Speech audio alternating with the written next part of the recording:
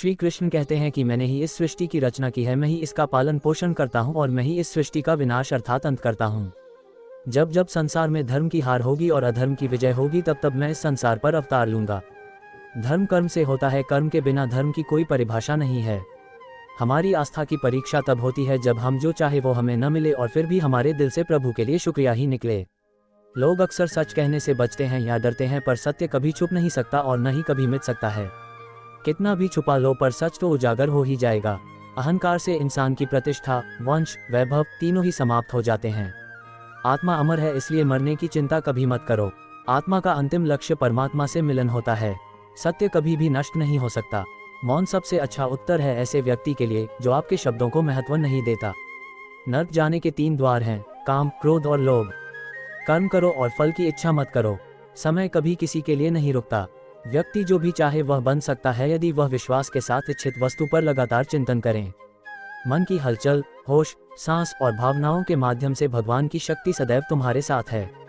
शांत रहने से सभी दुखों का अंत हो जाता है और शांत मन मनुष्य की बुद्धि को शीघ्र ही स्थिर करने में और परमात्मा से मिलन करने में सहायता करती है। जो बात सच पर आधारित होती है उसे कहने, करने और मानने से हमें कभी नहीं डरना चाहिए।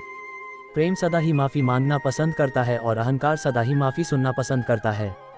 एक बार किसी को माफ करके अच्छे बन जाओ, लेकिन दोबारा उसी इंसान पर कभी भरोसा करके बेवकूफ ना बनो। धर्म केवल हमें रास्ता दिखाता है, परंतु मंजिल तक तो कर्म ही पहुंचाता है। इंसान की इच्छा पूरी नहीं होती है तो उसका क्रोध बढ़ता है और उसकी इच्छा पूरी हो जाती है तो लोभ बढ़ता है। इसलिए जीवन की हर स्थिति में अपने धैर्य को बनाए रखें। जिस मनुष्य के चारों तरफ नकारात्मक ऊर्जा वाले लोग रहते हैं, उस मनुष्य का मंजिल से भटक जाना निश्चित है। आज यदि आपके दिन बुरे चल रहे हैं तो कल अवश्य ही अच्छा होगा। आप केवल निस्वार्थ भाव से अपना कर्म कीजिए। जो मार्ग ईश्वर ने आपके लिए खोला है उसे कभी भी कोई बंद नहीं कर सकता है। मनुष्य का जीवन केवल उसके कर्मों पर आधारित होता है। वह जैसा कर्म करता है उसका जीवन वैसा ही हो जाता है। जीवन में आधे दुख इस वजह से आते हैं क्योंकि हमने उनसे आशाएं बना रखी है जिनसे हमें नहीं बनानी चाहिए थी। जिस मनुष्य ने अपनी जवानी में बहुत सारे पाप किए हो उसे बुढ़ापे में नींद नहीं आती है। व्यक्ति को उसके कर्म का फल उसी तरह ढूंढ लेता है जैसे कि कोई बछड़ा सैकड़ों गायों के बीच अपनी मां को ढूंढ लेता है।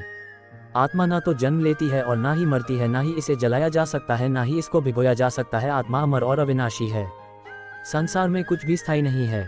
आत्मा शरीर को वैसे ही छोड़ती है जैसे मनुष्य अपने पुराने कपड़ों को उतार कर नए कपड़े धारण कर लेता है।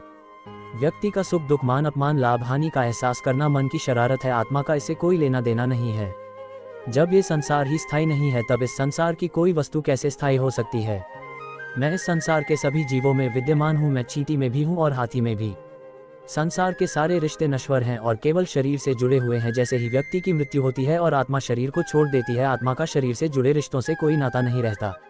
मेरे तुम्हारे हम सब के कई जन्म हो चुके हैं। ना तो यह मेरा आखिरी जन्म है और ना ही ये तुम्हारा आखिरी जन्म है।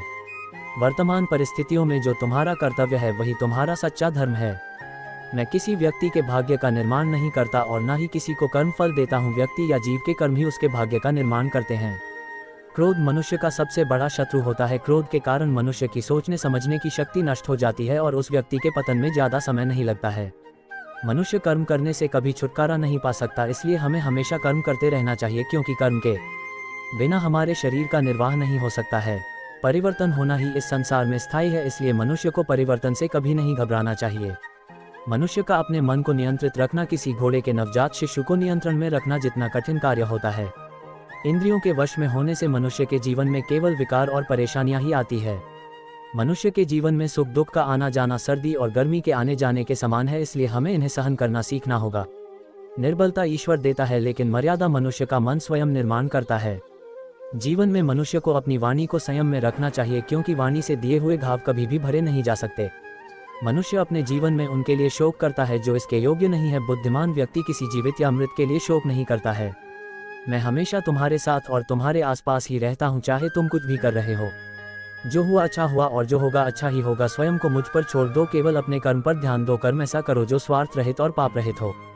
मनुष्य को जीवन में समय चाहे जैसा भी हो अपने परिवार के साथ रहना चाहिए। परिवार पर यदि सुख आता है तो वह बढ़ जाता है और यदि दुख आता है तो वह बढ़ जाता है।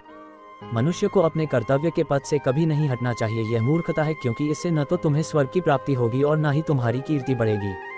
भगवान श्री कृष्ण कहते हैं कि सत्संग अर्थात अच्छे लोगों का साथ ईश्वर की कृपा से मिलता है, परंतु कुसंगति में पड़ना मनुष्य के अपने ही हाथों में होता है। वह मनुष्य जो सभी इच्छाओं को त्याग देता है, मैं और मेरा की लालसा और भावना से मुक्त हो जाता है, उसे शांति प्राप्त हो जाती है। भगवान श्री कृष्ण कहते हैं, अगर तुम्हें किसी ने दुख दिया है तो इसका बुरा मत मानना, क्योंकि लोग उसी पेड़ पर पत्थर मारते हैं जिस पेड़ पर ज्यादा मीठे फल होते हैं। स्वार्थ से रिश्ते बनाने की कितनी भी कोशिश करो वे कभी नहीं बनते, और प्रेम से बने रिश्तों को कितना भी तोड़ने की कोशिश करो वे कभी नहीं टूटते। यदि व्यक्ति शिक्षा से पहले संस्कार, व्यापार से पहले व्यवहार और भगवान से पहले माता पिता को पहचान ले तो उसकी जिंदगी में कभी कोई कठिनाई ही नहीं आएगी। भगवान श्री कृष्ण कहते हैं कि मनुष्य को अपने मन को बार बार समझना चाहिए कि ईश्वर के अलावा उसका इस दुनिया में कोई नहीं है। भगवान श्री कृष्ण कहते हैं कि परिवर्तन ही इस संसार का नियम है। कल जो किसी और का था आज वो तुम्हारा है और कल किसी और का होगा। विषयों का चिंतन करने से, उनको याद करने से विषयों की आसक्ति पैदा होती है और आसक्ति से इच्छाएं उत्पन्न होती हैं। इच्छा से क्रोध पैदा होता है और क्रोध से सम्मोहन और अविवेक उत्पन्न होते हैं। जो कुछ तुम्हारे साथ हुआ है अच्छे के लिए हुआ है, और जो हो रहा है अच्छे के लिए हो रहा है, जो होगा वह भी अच्छे के लिए ही होगा। मेरे लिए ना कोई घृणित है और ना ही कोई प्रिय, न कोई निर्धन है न कोई धनी, बस जो भक्ति भाव से मुझे याद करता है मैं उनका हूँ और वे मेरे हैं। आप वही बन जाते हैं जिसमें आपका विश्वास है कि आप बन सकते हैं। अगर मनुष्य अपना कल्याण करना चाहता है तो सभी तरह के उपदेशों, सभी धर्म को छोड़कर मेरी शरण में आ जाओ, मैं तुम्हें मुक्ति प्रदान करूंगा। इस जीवन में सब कुछ खत्म होने